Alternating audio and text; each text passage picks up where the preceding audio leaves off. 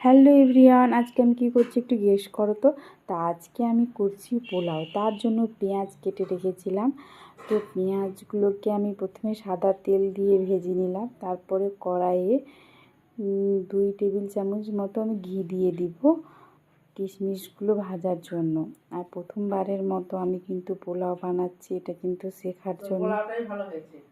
দেখেছো, আমি রিভিউ কিন্তু পেয়ে গেছি। ভয়েস ওভার দিতে দিতে আম্মু হঠাৎ করে এসে বলছে যে তোর পোলাওটা সব থেকে ভালো হয়েছে। তো তারপরে আমি দিয়ে দিলাম ঘি, আবারও আমি ঘি অ্যাড করছি। এটা হচ্ছে বাড়ির প্রিয় খাঁটি ঘি, এটা হচ্ছে বাড়িতে বানানো হয়। এই ঘিটা আমার খেতে বেশ ভালো লাগে, আমি ভাত দিয়ে খাই।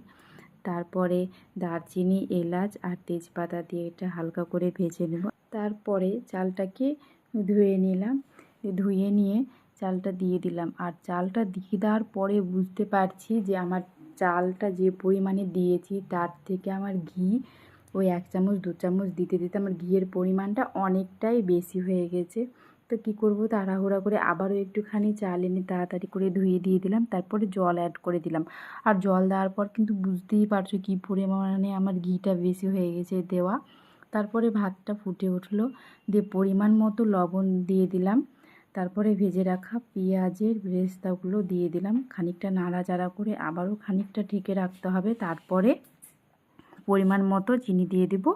আর আমার ভিডিওটা কেমন লাগলো অবশ্যই কমেন্ট করো। আর